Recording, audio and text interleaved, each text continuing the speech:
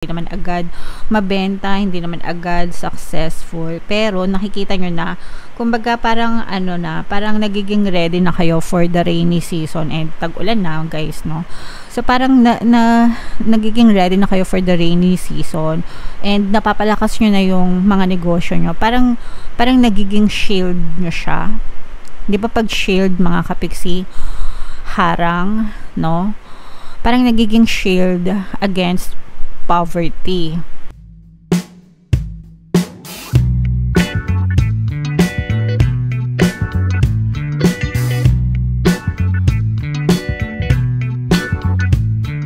Hello guys, hello mga kapiksi, Money Come to Me. Ang pamagat ng episode natin for tonight guys is money reading para sa Taurus, Sun, Moon, Rising, Sign, and Venus. Unahin natin tong deck na to guys. Ito yung mga money manifesting technique. Tingnan natin yung message para sa inyo. By the way guys, pasensya na kayo, may bagyo kasi, medyo umuulan, pero naka-mic naman tayo, so baka lang kasi naririnig nyo yung ingay sa labas. So we have indulge guys, buy yourself a treat each week, even if it's very modest. Enjoy it as though it were the greatest gift you have ever received. The universe will then provide many more gifts for you to enjoy.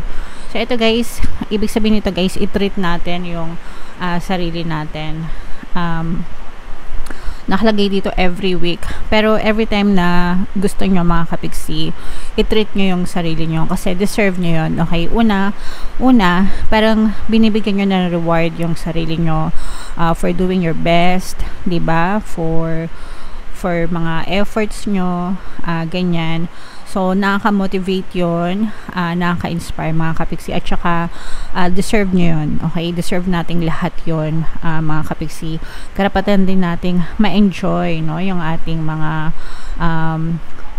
fruits of our labor, ika nga. Okay, so kahit simple lang, kahit mura lang mga kapiksi, hindi naman kailangang extravagant or mamahalin or bonggacious yung mga tinitreat natin sa sarili, as long as ine-enjoy natin and we feel parang satisfied and fulfilled, no? Okay na yan guys. And the more na ginagawa natin yan, the more na the universe will give us more gifts to enjoy. So yung iba, mga material na bagay, bumibili sila sometimes, hindi every week, no? Sometimes yung iba, food trip sila, diba, pagkain yung binibili nila. Sometimes naman yung mga gamit, personal belongings nila, like mga damit, shoes, bags, diba.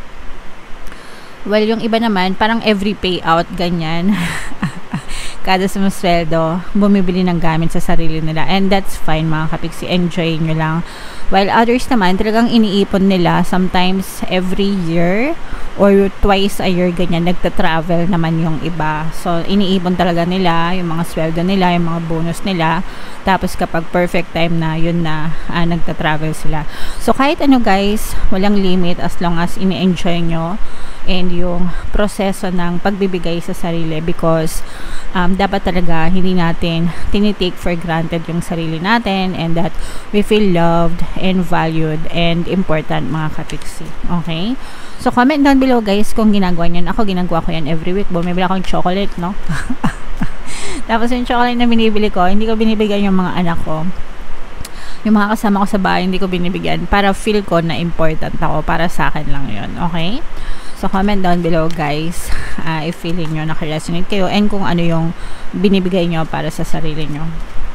So tingnan natin guys yung money energy nyo ngayong August. Shuffle ko to guys. Habang sinashuffle ko to, panoorin nyo muna yung video natin regarding sa ating paano mag-manifest ng abundance video course. Kapiksi, sawa ka na ba sa mga struggles at hirap sa buhay mo? Masipag ka ba at masikap sa buhay ngunit hindi ka pa rin umaasenso? Ilang beses ka na bang nag-attempt mag-negosyo at mag-invest pero palagi ka pa rin nalulugi? Sa pagkakataon na ito ay maaaring may subconscious beliefs ka na nagiging balakid sa iyong pag-unlad at pagyaman. Introducing, paano mag-manifest ng abundance video course. Dito ay matututunan mo ma-overcome ang mga balakid mo para tuluyan ka ng umunlad, umasenso, sumagana, maging matagumpay, successful at maswerte sa iyong kabuhayan, pera, trabaho, negosyo sa lapi at kaperahan ng bonggang-bongga. Dali, mag-send na ng email sa pinoypixie@gmail.com at simulan na ang iyong pagyaman ngayon. Alright. So, sa lahat ng gusto mag-avail ng course, guys, magbibigay tayo ng 500 pesos discount until July 31. So, i-avail nyo na, guys. Sobrang ganda talaga niyan. And meron din tayong bagong course, paano mawala ang third party at magkaroon ng harmonious na relationship, guys, para mawala yung mga kabit ng mga jowa nyo, guys. 30% discount until July 31. So, i-avail nyo na, guys. Sobrang ganda. Okay, so Taurus, guys, kaya in-represent ng Queen of Pentacles sa ating spread, mga kapiksi. Tingnan lang natin yung mga energies dito. Meron din tayo, guys, presence ng air sign, Aquarius, Gemini, Libra.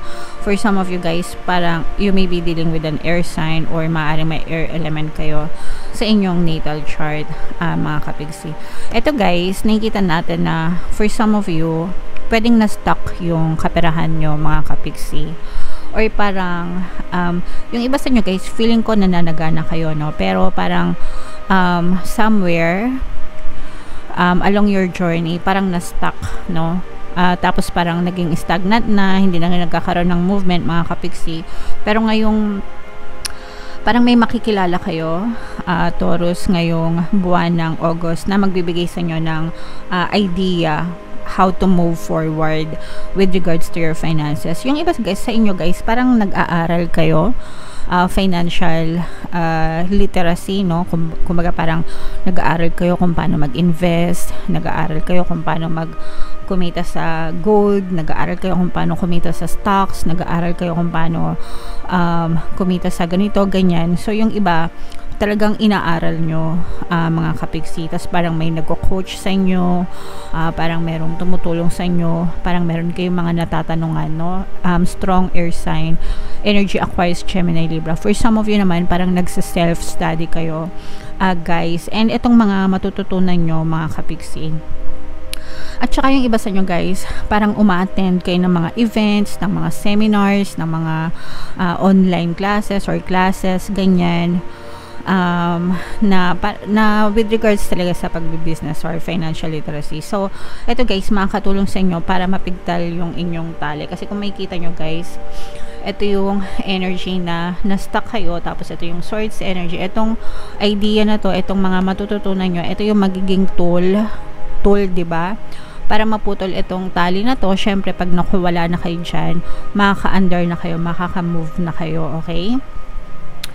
So, ipagpatuloy nyo lang yan, guys. Mabuti na nagpaplano kayo ng mabuti. And doon na, at saka wag kayo masyadong magmadali, mga kapiksi. Yung iba sa inyo, magsisimulang magbunga. Parang meron na nga kayong unti-unting nakikita na bunga. So, let's say, for example, figuratively, no? Kunwari, meron kayong puno ng mangga. Tapos nakikita nyo, yung puno na yon may paisa-isa ng bunga, ganyan. Hindi pa madami, pero nagbubunga na. Okay? So, sign na yon, mga kapiksi, na mag-antay pa kayo, magtiyaga pa kayo, and talagang makakita kayo ng mga magagandang changes or magagandang pagbabago pagdating sa kabuhayan nyo or kaperahan nyo. And even for some, hindi lang pagbabago, pero patuloy pa na aangat yung inyong kabuhayan. Yung iba, guys, parang feeling ko magkakaasawa kayo ng ibang lahi na pwedeng makatulong sa inyo, no?